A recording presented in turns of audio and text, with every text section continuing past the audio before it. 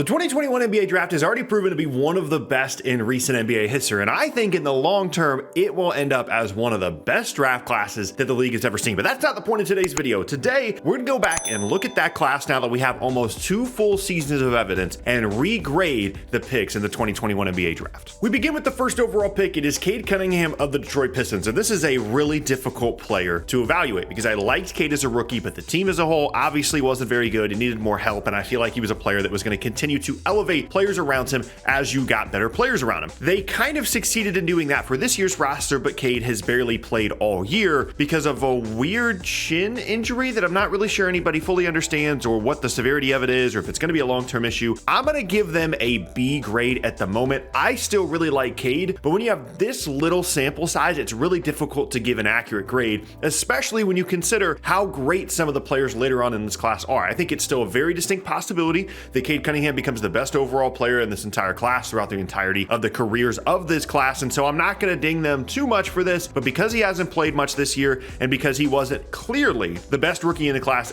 or the best player in the class as a rookie, I should say, I'm going to give them a B grade. I should also mention at this point, by the way, that I'm kind of considering where I would put these players in a redraft at the moment, and that's relevant for the second player here, number 2 overall, Jalen Green of the Houston Rockets. Now, Jalen Green has plenty of moments where you can see the scoring upside. You can see why he was selected second overall in a class that has turned out to be as talented as it is. Having said that, I have this selection as a C- grade right now because I think it's very easy to argue that in a redraft, Jalen Green would go 5th, maybe 6th. Maybe you can even make an argument for him to go even later than that because smaller, inefficient guards that have ceiling, that have, upside and athleticism, those kinds of guys are not that difficult to find. And the concern for me, if I was a Rockets fan, would be, did we just draft Jordan Poole with the second overall pick? Did we just draft Tyler Hero with the second overall pick in a draft class that is as good as it is? Jalen Green can still be the best player in this class, as can Cade Cunningham. Things are still so early in the careers of these guys, but again, you have to think about where they'd be redrafted and the strength of the rest of the class. And for these guys that are picked so high, the players that you could have had in place of what was the second overall pick in this class. And so as a result, I'm going to give them a C- grade for this with the understanding that things could be better. But right now in a redraft for the second overall pick to end up maybe 5 or 6 is not ideal, just, almost 2 years into their careers. All right, enough of the negative stuff. The first real positive grade of the video, Evan Mobley, number 3, I gave him an A+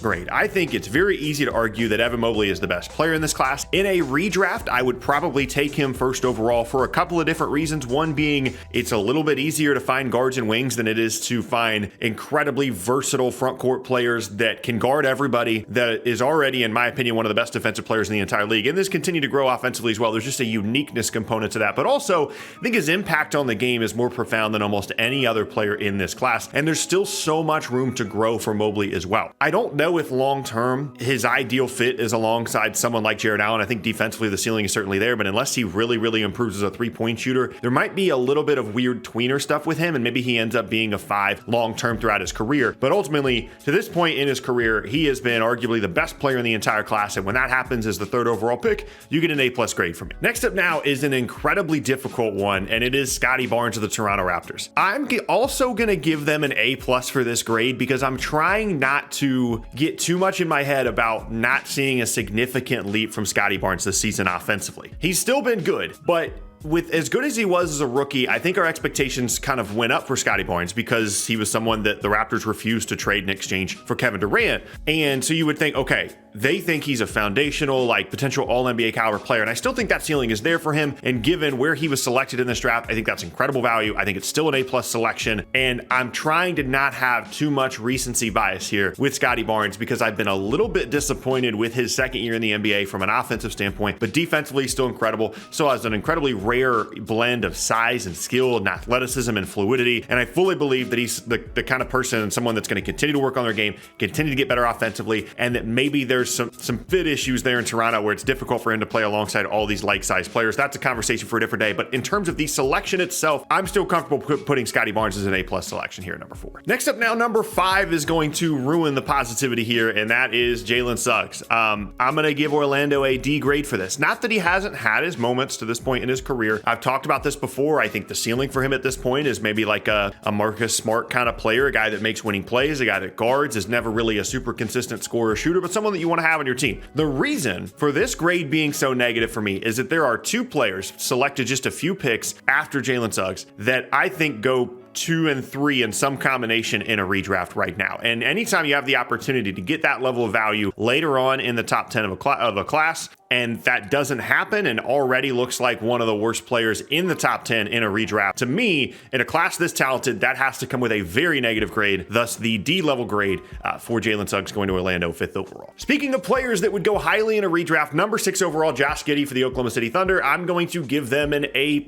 I think that it's very easy to argue that in some combination, you have Evan Mobley, you have Josh Giddey, and then you have Franz Wagner later on in this draft. I think in some combination, those are the top 3 in this class, and I understand that the upside of Cade Cunningham, Jalen Green, and some other guys as well still exists, but I think Josh Giddey has been about as impressive as you could have expected him to through his first almost 2 seasons of the league. There are still concerns in terms of his perimeter shooting ability and a handful of other things, but his combination of skill, size, ability to find open teammates, his fit alongside a ton of different kind of weird pieces there in Oklahoma City, I think the sky is the limit for Josh Giddey. I think he's an incredibly unique player and someone that in a redraft right now, if you had the entire league redraft this, I think Josh Giddey would be top 3, and if you're getting that out of the 6th overall pick in a class, I think it's absolutely an A+ grade for me. Number 7 now is a really, really difficult one to regrade, and that is Jonathan Kuminga of the Golden State Warriors. I ultimately went with a B- grade here, and for some of you, that might seem like a little bit too harsh because Kuminga still has all the potential and all the athleticism in the world, and I do firmly believe that at some point we're going to see him on a really good team and really succeed in a relatively high usage role. The problem is the player that is selected right after this, which we're going to talk about here in a second, would have been perfect in Golden State and would have really helped them continue to try and extend this era of Warriors basketball. And I think that was the original idea behind selecting Kuminga, but all of that potential has not really come to fruition as quickly as it has for some of the other players in this class. And really, that's what Golden State needs right now. They need a guy on the wing that just does stuff. He runs around and just is chaos and havoc on the floor, athleticism, rebounding, getting to the rim, all that different stuff. And even though there are flashes, even though there's plenty of upside, it's really difficult to justify this selection when you consider who comes immediately after this pick. And as a result, I'm going to give them a B- grade for Kuminga as of now. Number 8 overall is a player that I think has a firm argument to be the number 1 overall player in this class through almost 2 seasons now, and that is Franz Wagner of the Orlando Magic. And obviously, when you're the 8th pick and that's the case, I'm going to give you an A+ grade. As I mentioned before, I think it is him. I think it's Giddey. I think it's Evan Mobley. I think in some combination, it's those 3 guys. Then there's a little bit of a gap because of the uncertainty around guys like Jalen Green. I would even argue some of the uncertainty with Scottie Barnes offensively. I guess realistically, it's probably more of a top 4 between those 4 guys, and then you're kind of on the Cade Cunningham, Jalen Green scale there. But ultimately, Franz Wagner, from an athleticism standpoint, offensively, scoring, shooting, versatility, all that stuff, ability to play alongside other really good players, I think, moving forward in his career, all that stuff is an A++ for me. And again, thinking about the possibility of him in Golden State it's just really disappointing to think about, Kuminga being where he is and Wagner being where he is. Although I think long-term Orlando has a really good ceiling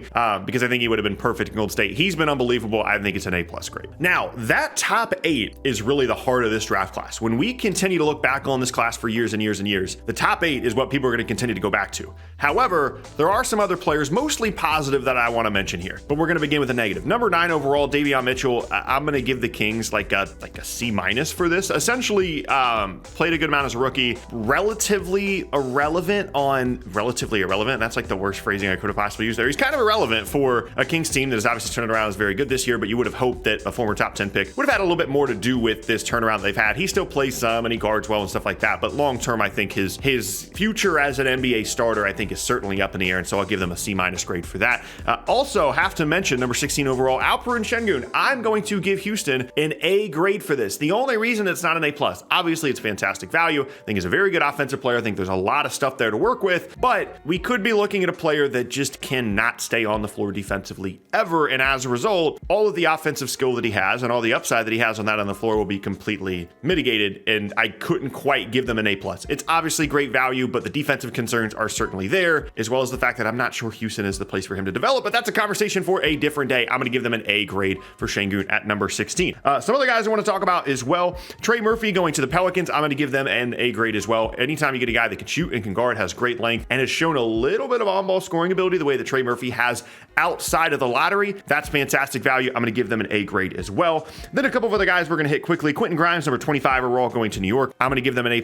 Again, anytime you get a guy that is clearly going to fit in a winning situation, can guard and can shoot, and it's outside the lottery, that's a very good job there. Herb Jones, number 35 overall, one of the better perimeter front court defenders in the entire league. Obviously needs to continue to work on his three-point shooting ability, and it's a little bit of a murky situation there in New Orleans, but overall, they nailed 2 picks in this draft. I give them an A+ for that. And then Ayo Dosunmu in Chicago, I'm also going to give them an A+. Great value in the second round. Maybe not going to be a long-term starter level player in Chicago, but brings great energy, is an incredible playmaker, is a really good defender as well, and someone that I look forward to continuing to see develop throughout the rest of his career. And that, to me, is the highlights of the 2021 NBA draft. Let me know down in the comment section below how you would have ranked these, as well as how you potentially would have redrafted this 2021 class. It's incredibly talented. It's really fun to talk about, and that's why I want to do this video today.